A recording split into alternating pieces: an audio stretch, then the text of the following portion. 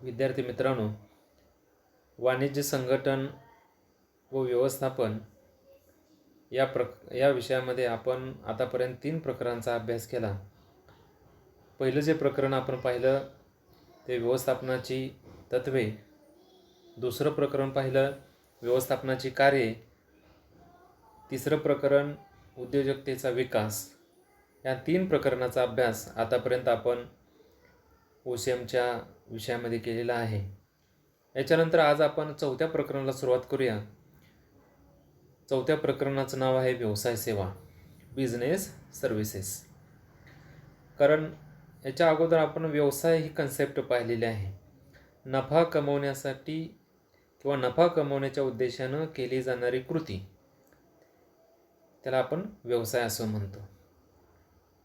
आणि सेवा, सर्व्हिसेस, सेवा ह्या वेगवेगळ्या घटकाकडून समाजातील ग्राहकांना मिळत असतात. मग बँकेची सेवा मिळते, विमा सेवा मिळते, वाहतूक सेवा मिळते, कारण गोदाम सेवा असेल, दळणवळणाची सेवा असेल, अशा वेगवेगळ्या प्रकारच्या सेवा ह्या व्यवसायाला आवश्यक असतात. आणि ह्या सेवा उपभोगल्याशिवाय किंवा ह्या सेवांचा अभ्यास केल्याशिवाय किंवा ह्या सेवा मिळवल्याशिवाय व्यवसायाला प्रगतीपथावरती नेता येत नाही. मग ह्या सेवा घेणं अत्यंत महत्त्वाचं असतं. जसं आपण डॉक्टरकडून सेवा घेतो, वकिलाची सेवा घेतो, शिक्षक आपली सेवा देत असतो. म्हणजे अशा वेगवेगळ्या घटकाकडून ह्या सेवा त्या ठिकाणी दिल्या गेलेल्या आहेत आणि त्या सेवांचा लाभ प्रत्येक व्यक्ती त्या ठिकाणी घेत असते. मग ही व्यवसाय सेवा काय आहे, त्या सेवेची व्याख्या आपण पहिल्यांदा पाहूया. अमेरिकन मार्केटिंग असोसिएशननं केलेली व्याख्या आपण पाहूया. विक्री किंवा वस्तूंच्या विक्री संदर्भात देण्यात येणाऱ्या कृती, फायदे किंवा समाधान म्हणजे सेवा होय. विक्री किंवा वस्तूच्या विक्री संदर्भात देण्यात येणाऱ्या कृती, फायदे किंवा समाधान म्हणजे सेवा. वस्तूची विक्री करत असताना त्या संदर्भात देण्यात येणारे कृती किंवा फायदे किंवा एखादी सेवा आपण घेत असताना आपल्याला जे समाधान मिळतं, त्याचा जो फायदा होतो, त्याचं एकंदरीत परिमाण जे असतं त्याला आपण सेवा असं म्हणतो. त्याच्यानंतर ह्या सेवांची मग वैशिष्ट्ये काय आहेत हे आपण सुरुवातीला पाहूया. त्याच्यामध्ये सुरुवातीचं जे दिलं आहे ते अमूर्त आहे. म्हणजे सेवा ह्या अमूर्त स्वरूपाच्या असतात, नाशवंत असतात, त्या साठवून ठेवता येत नाहीत. म्हणजे एखादी सेवा आपण उपभोगली तर ज्यावेळेस ते उपभोगला पाहिजे त्यावेळेस तिचा उपभोग नाही घेतला तर ती आपल्याला साठवून ठेवता येत नाही. म्हणजे सेवा ह्या अमूर्त स्वरूपाच्या असतात. एखाद्या हॉटेलमध्ये आपण गेलो, त्यावेळेस जी सेवा आपल्याला मिळायला पाहिजे ती जर आपल्याला नाही मिळाली आणि ती जर आपण नंतर दुसऱ्या दिवशी जर गेलो आणि ती सेवा उपभोगायचा जर विचार केला तर ती सेवा आपल्याला दुसऱ्या दिवशी मिळणार नाही. एखाद्या लॉजिंगमध्ये गेलो, हॉटेलमध्ये राहण्यासाठी एखादी खोली रिकामी असेल तर हॉटेल मालक म्हणणार नाही की आज रिकामी जी खोली आहे ती उद्या तिचा वापर करू. म्हणजे आज ती सेवा आपल्याला मिळायला पाहिजे होती, तिचा आपल्याला दुसऱ्या दिवशी उपभोग घेता येणार नाही किंवा त्या हॉटेल मालकाला त्याचा फायदा होणार नाही. दुसरा आहे अविभाज्य आहे. म्हणजे अविभाज्य घटक आहे म्हणजे त्याचं काय करता येईल, आपल्याला विभाजन करता येणार नाही. सेवा ही वस्तू आणि सेवा ही वेगवेगळ्या प्रकारची आहे. वस्तूपासून मिळणारी सेवा वेगळी आणि एखाद्या सेवेपासून, एखाद्या घटकापासून मिळणारी सेवा वेगवेगळी असते. म्हणजे वस्तू आणि सेवा हे वेगवेगळे असलेलं आपल्याला त्या ठिकाणी सांगता येईल. त्याच्यानंतर पुढचे जे आहे ते विसंगती असते. म्हणजे सेवा ह्या विसंगत स्वरूपाच्या असतात, त्याच्यामध्ये एक संगती नसते किंवा सारखेपणा नसतो. म्हणजे एका व्यक्तीकडून मिळणारी सेवा हे 2 व्यक्तीला वेगवेगळ्या प्रकारे मिळू शकते. समजा ए आणि बी 2 व्यक्ती आहेत आणि सी ही व्यक्ती सेवा देते, तर ए आणि बीला सी कडून मिळणारी सेवा किंवा त्याचा अनुभव हा वेगवेगळ्या प्रकारचा असतो. म्हणजे सेवेमध्ये विसंगती असते, एकसारखेपणा नसतो. व्यक्ती बदलली का त्या ठिकाणी सेवासुद्धा बदलत असते. नाशवंतपणा, सेवा ही नाशवंत स्वरूपाची असते. म्हणजे सेवा ही आपणाला साठवून ठेवता येत नाही. एकदा का तिचे कालावधी संपून गेला की ती आपणाला परत उपयोगात आणता येत नाही. म्हणजे सेवा ही नाशवंत स्वरूपाची असलेलं एक वैशिष्ट्य आपल्याला सांगता येईल. त्याच्यानंतर 5वं जे वैशिष्ट्य आहे अहस्तांतरणीय आहे. म्हणजे सेवा ही एका व्यक्तीकडून दुसऱ्या व्यक्तीला ट्रान्सफर करता येत नाही किंवा तिचं हस्तांतरण करता येत नाही. म्हणजे मला जी सेवा मिळणार आहे ती मी दुसऱ्यालाच ती सेवा देऊन तिचं हस्तांतरण करू शकत नाही. म्हणजे ही अहस्तांतरणीय सेवा असलेली आपल्याला या ठिकाणी सांगता येईल. त्याच्यानंतर 6वं जे वैशिष्ट्य आहे ते आहे ग्राहकांचा सहभाग. म्हणजे कोणतीही सेवा मिळवायची असेल तर तिथं ग्राहकांचा सहभाग खूप महत्त्वाचा असतो. मग सेवा कोणाला देणार आहे? आपण ग्राहकांनाच देतो. म्हणजे ग्राहकांचा सहभाग हा सेवेसाठी अत्यंत महत्त्वाचा मानला जातो. ही झाली सेवेची वैशिष्ट्ये. समजली सेवा आणि सेवेची वैशिष्ट्ये. त्याच्यानंतर मग ह्या कोणकोणत्या सेवा आहेत, त्याचे प्रकार काय आहेत हे सुरुवातीला आपण पाहूया. व्यवसाय वेगळ्या पद्धतीने चालवला जाऊ शकत नाही. यासाठी व्यवसायात वेगाने वाढण्यास मदत करणारी काही घटक क्रिया आवश्यक आहेत. व्यवसाय सेवा अशा सेवा आहेत ज्या व्यवसाय वाढण्यास आणि अखंडितपणे कार्य करण्यास मदत करतात. मग ह्या सेवांचे प्रकार काय आहेत? म्हणजे व्यवसाय वेगवेगळ्या पद्धतीनं चालवण्यासाठी ह्या वेगवेगळ्या घटकाकडून व्यवसायाला सेवा मिळत असतात. त्या सेवांचा आधार घेऊन व्यवसाय केला जातो. मग त्या सेवा कोणकोणत्या प्रकारच्या आहेत? तर बँकिंग आहे, विमा आहे, गोदाम आहे, संचार आहे, परिवहन, कम्युनिकेशन म्हणतो आपण, दळणवळण पण म्हणतो, वाहतूक म्हणतो, ट्रान्सपोर्टला परिवहन इथं म्हटलेलं आहे. ह्या वेगवेगळ्या सेवा ह्या व्यावसायिक संस्थेला मिळत असतात आणि त्या व्यावसायिक संस्था ह्या सेवेच्या आधारे आपला व्यवसाय करत असतात.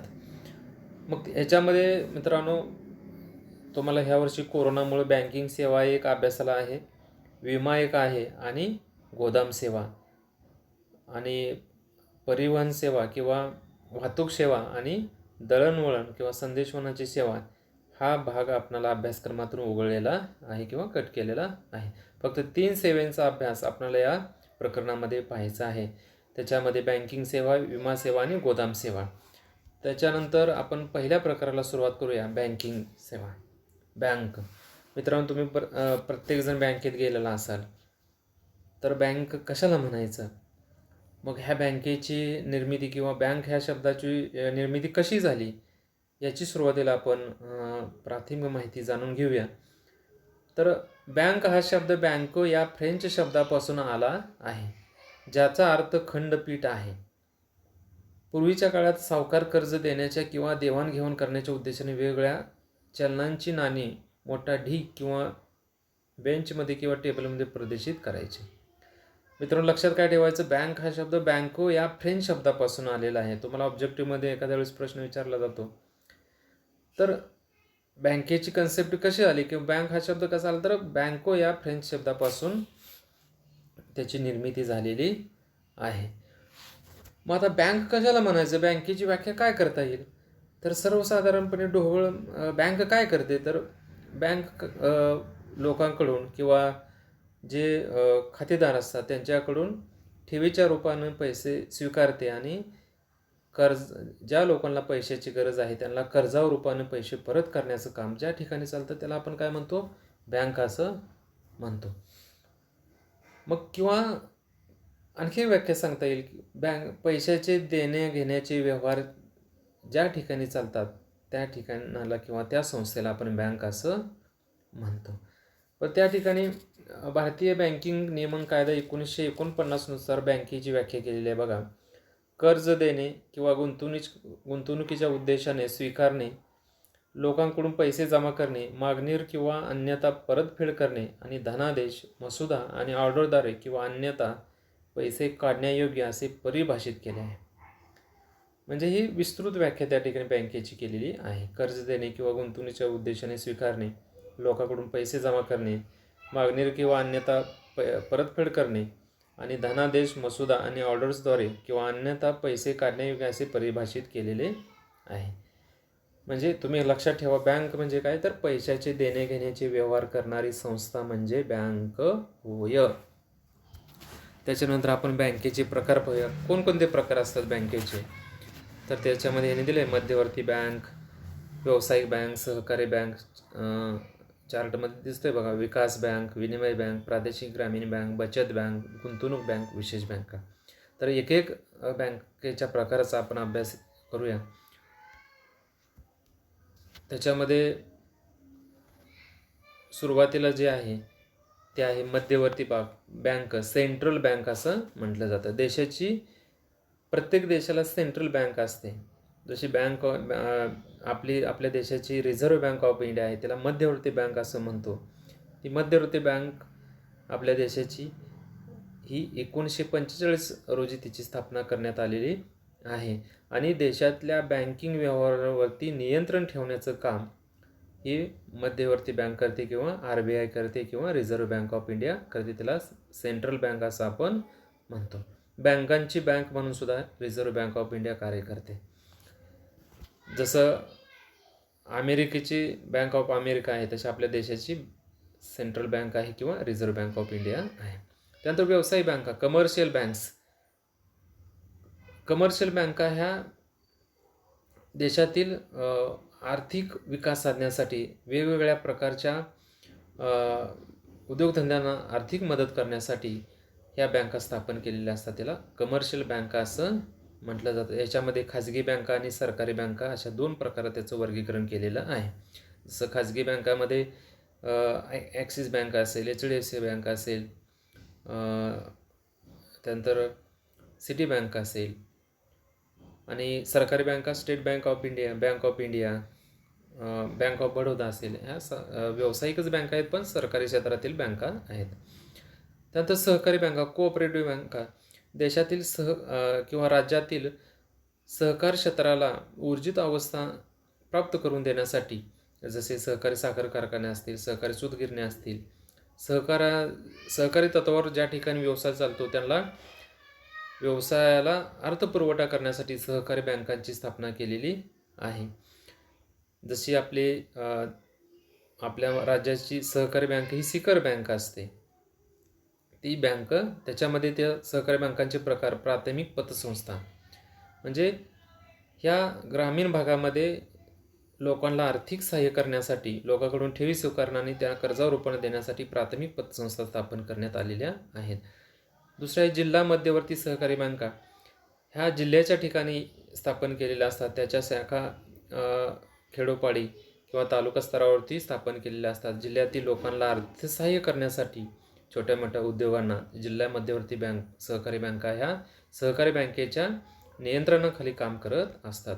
त्यानंतर राज्य सहकारी बँक ही सिकर बँक असते. या सर्व जिल्हा मध्यवर्ती बँका असतील, प्राथमिक पतसंस्था असतील, यांच्यावरती नियंत्रण स्थापन करण्यासाठी एक उच्च ऑथॉरिटी म्हणून किंवा उच्च संस्था म्हणून कार्यरत असते. या प्राथमिक पतसंस्था असतील, जिल्हा मध्यवर्ती सहकारी बँका असतील, त्यांना मदत करण्याचं काम राज्य सहकारी बँका करत असतात. त्याच्यानंतर पुढचा जो प्रकार आहे औद्योगिक विकास बँका, इंडस्ट्रियल डेव्हलपमेंट बँक्स. देशातील किंवा राज्यातील उद्योगधंद्यांच्या विकासासाठी त्यांना अर्थसहाय्य करण्यासाठी औद्योगिक विकास बँका स्थापन केलेल्या आहेत. त्याला इंडस्ट्रियल डेव्हलपमेंट बँक असं म्हटलं जातं. त्यांचा उद्देशच हा असतो की उद्योगधंद्यांना आर्थिक मदत करणं. त्यानंतर पाचवा विनिमय बँक, एक्सचेंज बँक असं म्हटलं जातं.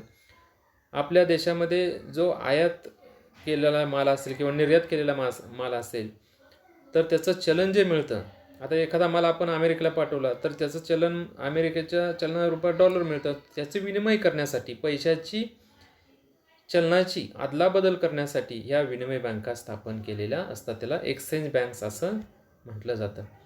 नंतर प्रादेशिक ग्रामीण बँका, रिजनल रुरल बँक असं म्हटलं. प्रादेशिक त्या प्रादेशिक प्रदेशाचा प्रादेशिक विकास व्हावा याच्यासाठी प्रादेशिक ग्रामीण बँका स्थापन केलेल्या आहेत.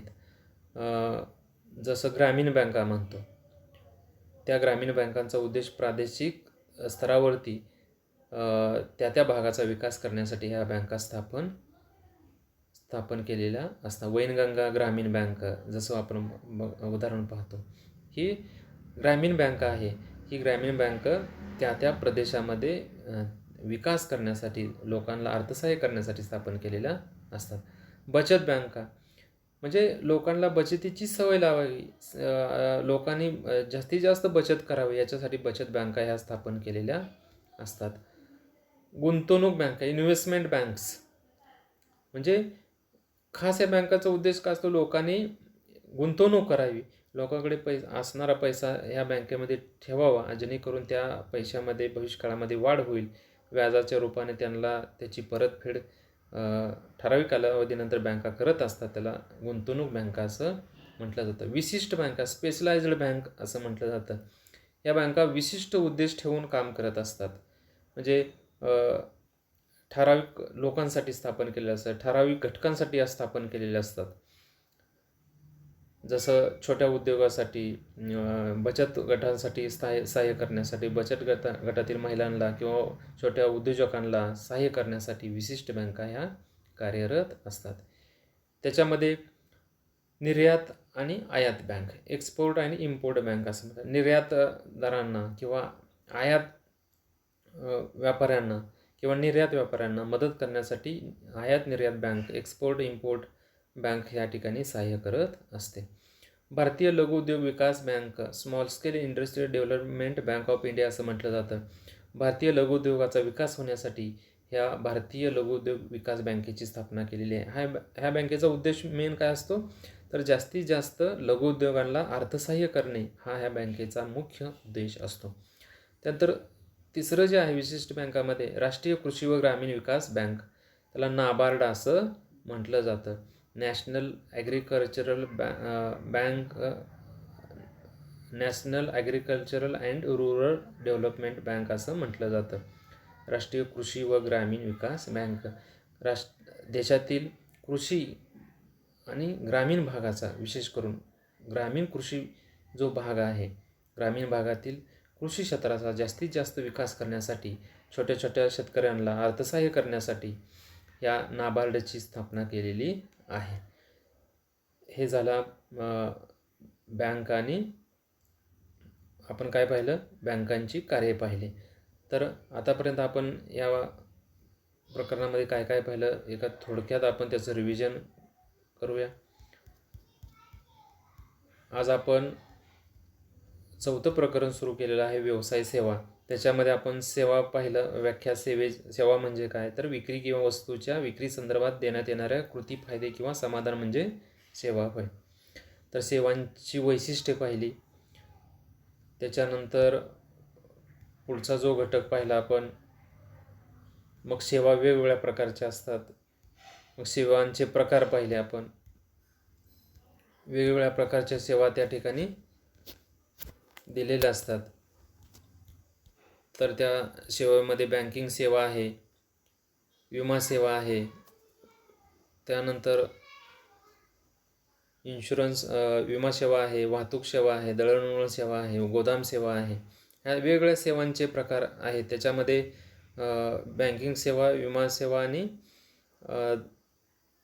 गोदाम सेवा हे 3च सेवा प्रकार आपल्याला अभ्यासाला आहेत. दळणवळण सेवा आणि वाहतूक सेवा हा प्रकार आपल्याला या अभ्यासक्रमातून चालू वर्षामध्ये उघडलेला आहे. तुम्हाला तो भाग नाही. बँकिंग सेवेला आपण सुरुवात केली. बँक म्हणजे काय, बँक हा शब्द कुठून आला त्याची थोडक्यात माहिती आपण पाहिली. त्याच्यानंतर बँकांची व्याख्या पाहिली, बँक म्हणजे काय, त्या बँकांचे प्रकार आपण पाहिले, एक एक प्रकार पाहिले. मध्यवर्ती बँक, व्यावसायिक बँक, सहकारी बँक, प्राथमिक पतसंस्था, जिल्हा मध्यवर्ती, राज्य सहकारी बँक. त्याच्यानंतर औद्योगिक विकास बँक, विनिमय बँका, प्रादेशिक ग्रामीण बँका, बचत बँका, गुंतवणूक बँका, विशिष्ट बँका, निर्यात आयात बँका, भारतीय लघु उद्योग विकास बँक, राष्ट्रीय ग्रामीण कृषी विकास बँक, त्याला नाबार्ड असं म्हटलं जातं. एवढा पार्ट आपण या बँकांचे प्रकार या घटकामध्ये पाहिले. त्यानंतर पुढच्या भागामध्ये आपण पुढच्या व्हिडिओमध्ये बँकांची कार्ये पाहूया. बँक कोणकोणती कार्य करते ते पुढच्या तासाला आपण पाहूया. थँक्यू.